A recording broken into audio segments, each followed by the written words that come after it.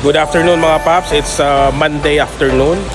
Maulahang araw but walang makakapigil sa atin ngayon dahil meron tayo isang customer dito mga paps na Kawasaki Z650. So gusto ko na ipakita sa inyo mga paps itong project namin for this week na motor. So it's a Kawasaki 650 na inline 2. So napakat-delete na namin siya mga paps, pero papakita ko lang sa inyo so ano yung mga gagawin namin step by step sa motorsiklo na to.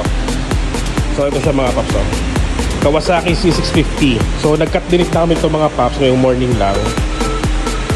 So si client magpapa-dyno tune, no? So sa promo natin. At the same time mga paps, all out na si client, no? So maglalagay tayo ng KSPP na velocity stock. So ito yung sinasabi ko sa inyo mga paps sa last videos natin na ina-upload sa page. Dito pa lang, sure win na yung gain natin sa motorcycle natin. So ngayon mga paps, ito yung motor natin na pina-project. So sound check tayo mga paps, no? Nakakat delete na to ngayon. Pero wala pang tune.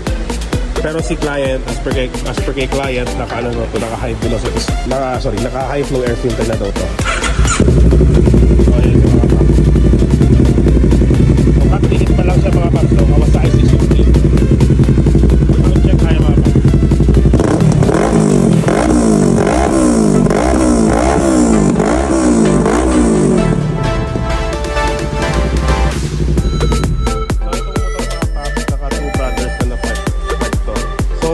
Gagawin namin step by step dito is i-baseline namin nakakat-delete at the same time magana tayo velocity stock then baseline ulit para makita natin yung difference ng motor na cut-delete na stock tune, then another baseline again cut-delete stock tune but mayroong high flow velocity stock, and then another run ulit sa dyno after tuning. So step by step mga paps para makita natin yung gain.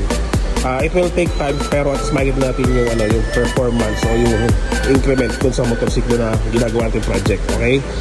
So yun ang sinasabi ko sa inyo mga paps, no? Kung magpapatune lang din kayo ng motor nyo, kung may budget naman, kung ano yung naiisip nyo, ikarga nyo na lahat para isang tuning na lang tayo gagawin natin. So stay tuned lang mga paps. Tomorrow we're gonna upload the result ng tuning natin and step by step.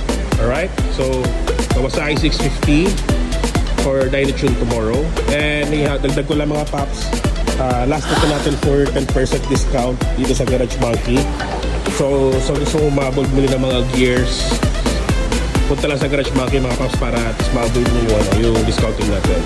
Alright? So hanggang dito na lang muna mga paps. Ride safe and ingat mga paps.